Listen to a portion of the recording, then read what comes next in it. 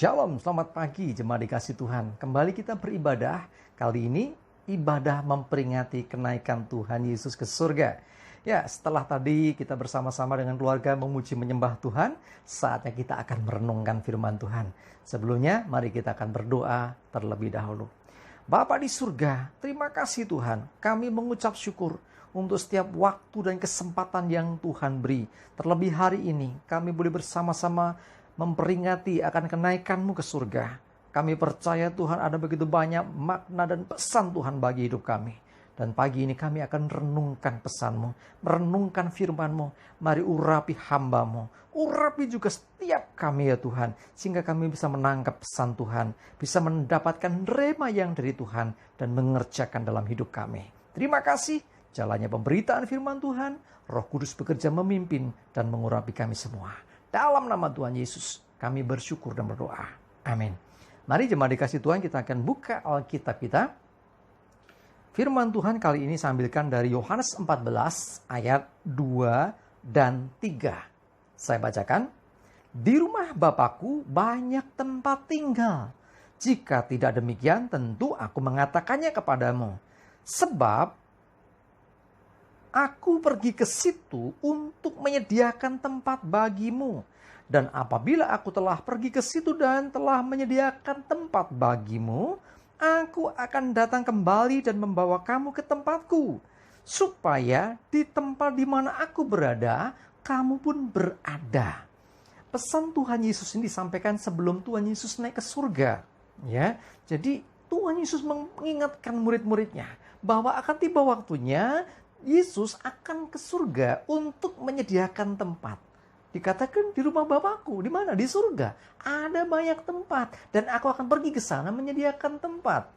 Ya, mungkin beberapa murid masih belum nangkep waktu itu, ya. Tetapi Tuhan Yesus menyatakan dengan sangat jelas bahwa bukan hanya menyediakan tempat, tetapi Tuhan Yesus akan datang kembali dan akan membawa kita serta ke sana. Sebab Tuhan mau, saking sayangnya, saking cintanya, saking besar kasihnya Tuhan kepada kita. Dia mau supaya tempat di mana dia berada, kita pun juga ada.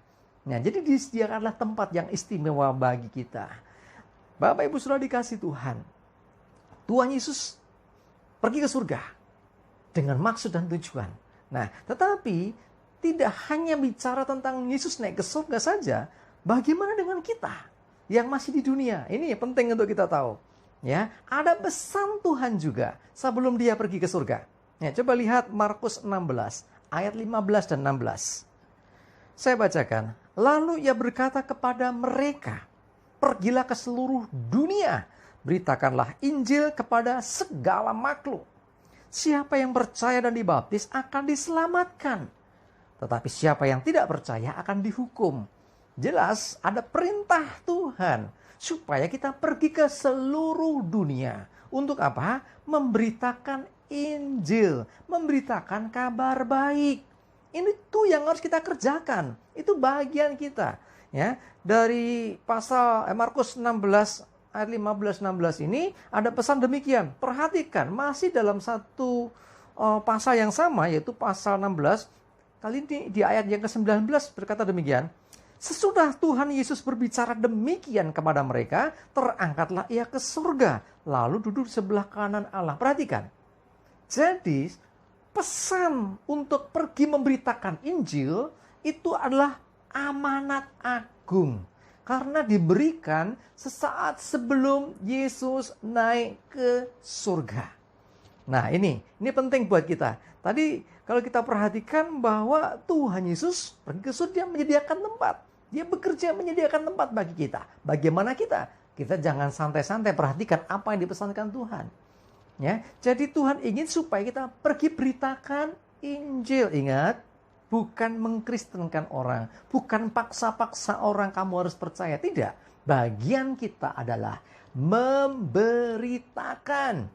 Ya, saya sering kasih contoh seperti penyiar berita itu loh. Ya, penyiar berita menyiarkan berita, sekalipun tidak ditonton, sekalipun nggak ada orang yang memperhatikan, dia tetap siaran. Ya, memang tugasnya penyiar begitu. Nah, saudara dan saya ini pemberita Injil. Ya, perintahnya kan memberitakan Injil. Bahkan ada versi yang lain gini. Istilah memberitakan, ya artinya kita menyampaikan pesan. Nah, apa yang dimaksud Tuhan? Injil. Injil itu kabar baik. Ya, jadi Yesus itu adalah kabar baik. Kedatangan Yesus membawa harapan dan keselamatan. Nah, itu kabar baik itu yang harus diberitakan. Pengorbanannya menyelamatkan kita, itu yang diberitakan. Nah, tetapi ya coba kita lihat supaya lebih jelas lagi. Kita lihat dalam Kisah Para Rasul 1 ayat 8 sampai 11. Saya bacakan ya. Tetapi kamu akan menerima kuasa kalau Roh Kudus turun ke atas kamu. Dan kamu akan menjadi saksiku di Yerusalem dan di seluruh Yudea dan Samaria dan sampai ke ujung bumi. Sesudah ia mengatakan demikian, terangkatlah ia disaksikan oleh mereka dan awan menutupnya dari pandangan mereka. Ketika mereka sedang menatap ke langit ketika mereka sedang menatap ke langit waktu ia naik itu, tiba-tiba berdirilah dua orang yang berpakaian putih dekat mereka dan berkata kepada mereka, "Hai orang-orang Galilea, mengapakah kamu berdiri melihat ke langit? Yesus ini yang terangkat ke surga akan datang kembali dengan cara yang sama seperti kamu melihat dia naik ke surga." Kalau di sini dikatakan lebih jelas lagi supaya kita ini jadi saksi. Ya, dikatakan tetapi kamu akan terima kuasa kalau Roh Kudus turun ke atas kamu dan kamu akan jadi saksi. Nah, tugasnya saksi, sering saya sampaikan ya, adalah bersaksi.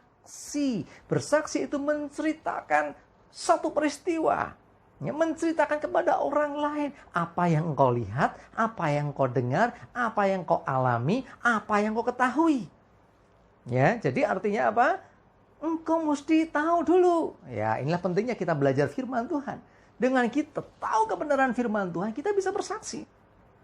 Ya, ada saksi yang memang tidak selalu ada di tempat itu, di tempat kejadian, yaitu saksi ahli. Saudara dan saya mesti ngerti firman Tuhan supaya bisa bersaksi, menceritakan apa yang dikatakan oleh Tuhan melalui firman-Nya. Ini juga bisa disaksikan. Dan hidup kita juga harus jadi kesaksian. Jadi intinya adalah bagian kita ini bersaksi karena kita adalah saksi. Jadi kalau saksi nggak bersaksi itu salah. Nah, sementara Yesus menyediakan tempat bagi kita yang di dunia bersaksi kepada orang lain. Supaya orang lain juga mengenal Tuhan. Supaya orang lain juga diselamatkan. Ya, jadi tadi dua hal ini ya. Yang pertama tadi supaya kita tahu bahwa Tuhan Yesus naik ke surga menyediakan tempat, sementara bagian kita di dunia pergi beritakan Injil kepada segala makhluk, bersaksilah kepada semua orang.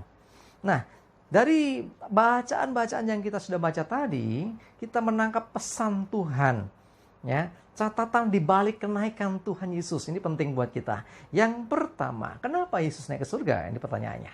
Ya, karena dia berasal dari surga. Ya, dia kembali ke tempat asalnya. Ya, jadi membuktikan bahwa Yesus memang dari surga. Karena itu dia naik ke surga. Loh, apakah dia tahu jalannya? Tahu, karena dia yang punya surga. Ya, jadi kalau ada orang memberitakan tentang surga, tapi dia nggak ngerti surga, susah untuk kita bisa mengikutinya. Ya, tapi Yesus bicara banyak tentang kerajaan surga, tapi dia tahu betul di mana surga itu. Bahkan itu adalah tempatnya. Jadi kalau kita dengar orang berkata surga, tetapi dia sendiri nggak tahu, yang ngasih tahu juga nggak ngerti surga. Tapi kali ini kita satu level di atasnya, di atas mereka. Karena apa? Karena kita punya Tuhan yang punya surga. Nah, ya, jadi nggak perlu takut lagi. Lalu soalnya aku mati kemana? Kalau nggak percaya Yesus, nggak akan ke surga. Jalannya mana? Percayalah, Yesus akan membawamu. Ya, oke, itu yang pertama. Yang kedua, kenapa Yesus naik ke surga?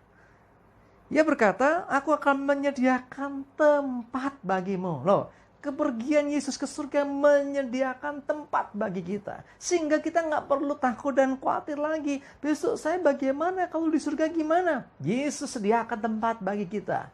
Ya, tadi firman-Nya jelas berkata bahwa aku pergi ke situ untuk menyediakan tempat bagimu. Dan janjinya apa? Apabila sudah menyediakan tempat, aku akan datang kembali. Inilah yang ditunggu gereja Tuhan. inilah yang masih belum terjadi. Yaitu apa? Yesus datang kembali. Tetapi akan tiba waktunya dia pasti datang. Dan kedatangannya ini berarti akhir dari kehidupan manusia di dunia. Karena manusia di dunia ini, nah, orang-orang yang percaya akan bersama-sama dengan dia ke surga. Yang sudah disediakan tempat, tinggal menempati. Oh, luar biasa kan? Oke, berikutnya. Peristiwa kenaikan Tuhan Yesus ke surga adalah peristiwa yang nyata, real, betul-betul terjadi, bukan dongeng. Hipaido keneng, dah, bukan dongeng ya. Ini nyata, kenapa? Kita selalu mendengar bahwa suatu perkara itu sah ketika ada bukti dan saksi. Ya, buktinya Yesus naik surga, ya dia nggak di dunia lagi. Ya, dari awal kita tahu Yesus bangkit dari kematian. Ya, buktinya apa? Ya, buktinya kubur kosong, ya kan? Nah, bukti apa? Saksinya sekarang. Siapa yang menyaksikan? Murid-murid menyaksikan itu. Jadi Yesus naik ke surga bukan diem-diem, tetapi dia naik ke surga dengan disaksikan oleh murid-muridnya. Jadi, ini peristiwa betul-betul terjadi. Bahkan murid-muridnya itu siap memberikan hidupnya bagi Tuhan untuk menjadi kesaksian. Artinya apa? Banyak di antara murid dipaksa menyangkal imannya. Dia nggak mau. Kenapa? Karena aku tahu sendiri. Ya, Yesus Kristus ini. Aku tahu sendiri. Dia bangkit dari kematian dan naik ke surga. Loh ini loh. Ya, orang kalau tahu sendiri, tahu kebenarannya, dia akan pegang kebenaran itu. Sekalipun taruhannya nyawa. Kita tahu. Murid-murid Yesus. Ya, rata-rata mereka mengalami aniaya yang berat bahkan sampai mati. Ya. Oke, berikutnya. Kenapa Yesus naik ke surga? Karena misinya di dunia sudah selesai. Ya. Yesus datang ke dunia untuk menebus umat manusia. Dia sudah lakukan di atas kayu salib. Nah, selanjutnya bagian kita yang melanjutkan untuk mengabarkan Injil. Bagian kita untuk melakukan amanatnya, pesannya, amanat agung sebelum dia naik ke surga. Jadi kalau di dunia ini kita sering mendengar orang yang mau meninggal minta apa? Oh, itu amanat yang harus dikerjakan. Gitu kan? Sebelum Yesus naik ke surga pun memberikan amanat. Ya. Kita sudah baca tadi bahwa kita harus pergi, ya, beritakan Injil kepada segala makhluk. Ya. Jadi artinya apa? Tugas kita memberitakan Injil. Ya. Dalam kitab Matius dikatakan, ya, pergilah, jadikan semua bangsa muridku. Ya, jadi kita diminta pergi menjadikan semua bangsa murid Tuhan.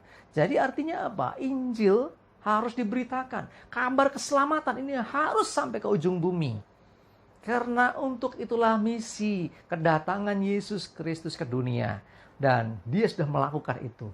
Bagian kita sekarang untuk melanjutkan, menyampaikan kabar itu. Ya, jadi Yesus sekarang ngapain? Dia menyediakan tempat bagi kita di surga. Bagian kita di dunia, beritakan kabar baik kepada dunia. Nah, itulah kenapa Yesus naik ke surga. Supaya saudara dan saya sekarang yang ambil bagian untuk mewartakan kabar baik. Amin? Ya, oke. Berikutnya, kenapa Yesus naik ke surga? Supaya Roh Kudus dicurahkan. Ya, jadi dikatakan tadi di Kisah 1 ayat 8 tadi ya, tetapi kamu akan menerima kuasa kalau Roh Kudus turun ke atas kamu. Pertanyaannya kapan Roh Kudus turun? Setelah Yesus naik ke surga. Nah, setelah ini kita ada istilahnya nanti memperingati hari Pentakosta, hari pencurahan Roh Kudus. Ya, dulu terjadi itu atas gereja mula-mula. Karena pencurahan Roh Kudus atau Pentakosta ini menjadi cikal bakal terjadinya gereja Tuhan. Nah, jemaat dikasih Tuhan, ayo ya. Yesus naik ke surga, dia sediakan tempat, tetapi kita tidak dibiarkan yatim piatu, kata firman Tuhan. Ya, dia memberikan penolong yang lain. Siapakah yang dimaksud? Roh Kudus. Ya, dia memberikan Roh Kudus, Roh penghibur, Roh penolong, sehingga kita akan dimampukan untuk melanjutkan misi Yesus Kristus, yaitu apa? Memberitakan kabar baik sampai ke ujung bumi.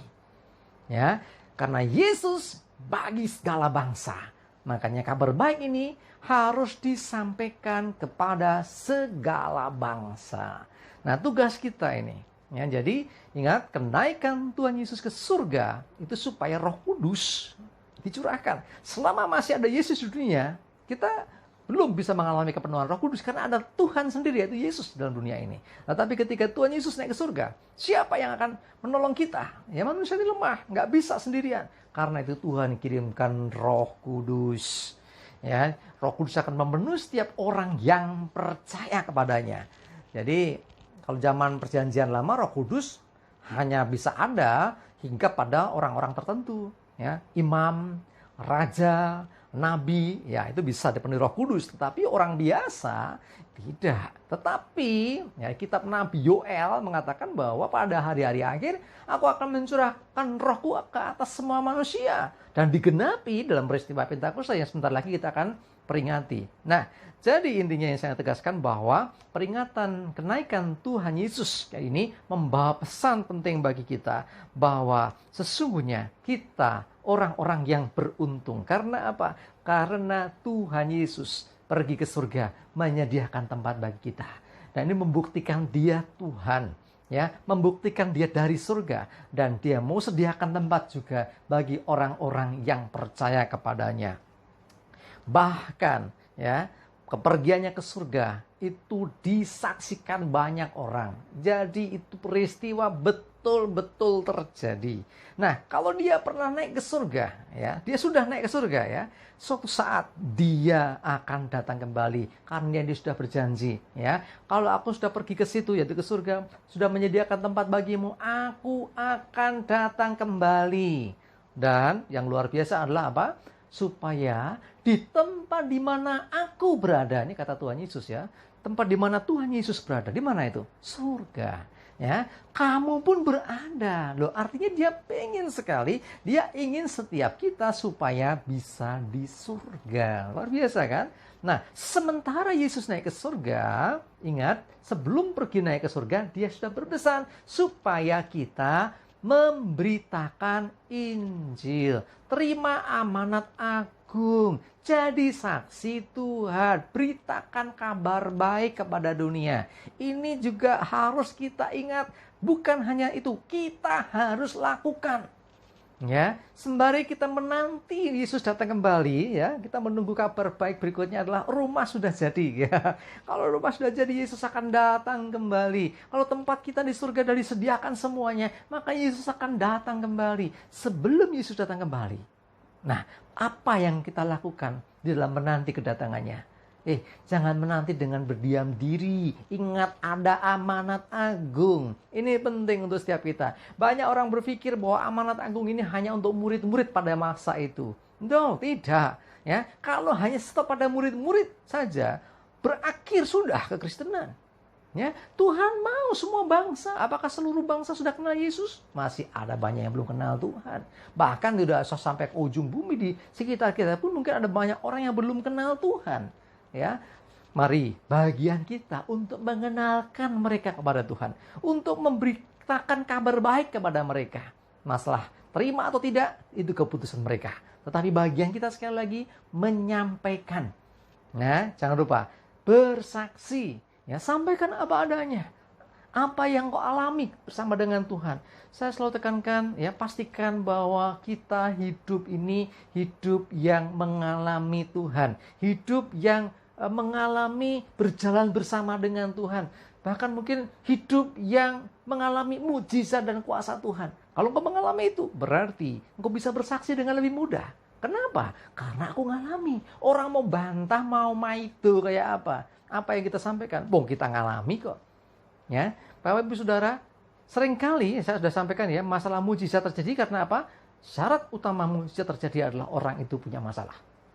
Jadi kalau Bapak Ibu Saudara punya masalah, punya pergumulan, baik masalah pekerjaan, perekonomian, masalah rumah tangga, masalah keuangan, masalah kesehatan, apapun itu, ya, berarti ini kesempatan Saudara mengalami Tuhan. Dan jangan lupa, setelah ditolong Tuhan, setelah mengalami kuasa Tuhan, selanjutnya yang pertama, bersyukur kepada Tuhan. Yang kedua, jangan lupa bersaksi. Ya, pengalaman dengan Tuhan itu menjadi kesaksian supaya orang bisa mengenal Tuhan dan orang memuliakan Tuhan dan diselamatkan oleh Tuhan. Jemaat dikasih Tuhan, ya, bersaksi memang bisa dengan itu, dengan pengalaman engkau berjalan dengan Tuhan. Pengalaman apa dalam hidupmu bersama dengan Tuhan. Tetapi juga bisa melalui firman Tuhan. Ya, kenapa firman Tuhan bisa jadi bahan kesaksian? Iya, karena itu kebenaran. Banyak orang nggak tahu. Engkau yang harus memberitahu. Kita yang harus menyampaikan ini. Menjadi kesaksian. Ini loh peristiwanya dulu. Ya, bagaimana Tuhan Yesus pernah datang di dunia menebus dosa umat manusia. Nah, ini bagian kita untuk menyampaikan. Jemaat dikasih Tuhan, saya mengajak kita semua. Jadilah saksi-saksi Kristus. Jadi sebetulnya rincian sederhananya begini. Ketika kita memberitakan kabar baik, orang akhirnya percaya. Firman Tuhan berkata apa? Barang siapa percaya dan dibaptis, dia diselamatkan. Ya, setelah diselamatkan, mereka harus masuk yang namanya pemuritan. Ya, karena firman Tuhan berkata dalam Matius, ya, kita buka aja ya. Matius 28 ayat yang saya bacakan mulai dari ayat 18 19 sampai 20 ya, ayat 18 sampai 20. Saya baca. Yesus mendekati mereka dan berkata, "Kepadaku telah diberikan segala kuasa di surga dan di bumi." Perhatikan. Karena itu pergilah, jadikanlah semua bangsa muridku, dan baptislah mereka dalam nama Bapa, Anak, dan Roh Kudus, dan ajarlah mereka melakukan segala sesuatu yang telah kuperintahkan kepadamu. Dan ketahuilah, aku menyertai kamu senantiasa sampai kepada akhir zaman. Perhatikan, dimuridkan, ya. Jadi jadikan semua bangsa muridku, jadikan murid Kristus. Artinya seorang murid belajar terus. Nah, setelah itu nanti dia akan melakukan hal yang sama ke orang lain. Jadi kalau kita lihat itu ya, downline kayak di multi level marketing itu ya, memenangkan terus, bertambah banyak. Itu harusnya ini contoh untuk penginjilan kita. Artinya apa? Kita menjangkau jiwa yang kita jangkau, kita muridkan, dia nanti akan melakukan hal yang sama ke orang lain. Akhirnya semua orang bisa jadi murid Kristus. Harapannya demikian. Ya, jadi sekali lagi saya mengajak kita semua, Yesus sudah melakukan yang terbaik bagi kita. Dia sudah korbankan dirinya di atas kayu salib, mati dan bangkit kembali, dan hari ini kita memperingati dia naik ke surga. Wah, ini pasti sukacita. Ya, kabar sukacita, Yesus naik ke surga. Artinya apa? Ada harapan buat setiap kita. Karena dia tahu, dia yang punya tempat, sudah ke sana dan menyediakan tempat bagi kita. Jadi kita nggak perlu takut lagi. Besok aku kemana? Pasti ke surga. Karena apa? Kita percaya Tuhan Yesus. Dia yang mempunyai surga. Ya, karena itu dia sendiri bahkan mengatakan, aku akan datang setelah menyediakan tempat bagimu. Nah, ketika dia datang, pertanyaannya, apa yang engkau sedang kerjakan? Banyak orang berpikir menyambut Tuhan dengan, wah, sambut Tuhan ya kita harus sembahyang, duduk diam, nyembah Tuhan terus. Loh, sampai kapan?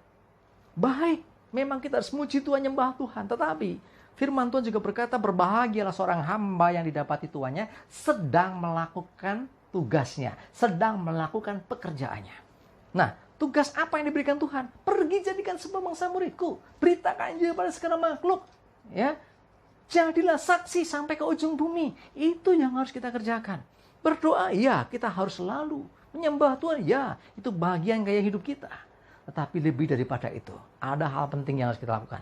Layani Tuhan dengan cara beritakan kabar baik. Ini perintah loh, amanat agung sebelum Yesus naik ke surga. Yang artinya ini harus terus dikerjakan sampai Yesus datang kembali. Ya, jadi kalau saudara sedang memberitakan Injil, saudara sedang sampaikan kabar baik ke orang lain, tiba-tiba Yesus datang, dikatakan apa? Berbahagialah. Oh, luar biasa kan? Ya, kita berbahagia, dikatakan berbahagia. Kenapa? Karena ketika Yesus datang, ya, ketika Tuhan Yesus datang, kita sedang melakukan apa yang diperintahkan. Ya, ini jadi hamba yang paling berbahagia ya. Ketika kita sedang melayani Tuhan, tiba-tiba Tuhan datang. Ini yang dikehendaki Tuhan. Jadi bukan hanya kita, pernah lihat ya peristiwa, saya pernah sampaikan suatu kali saya itu diajak teman keliling Solo tahun 2000 itu.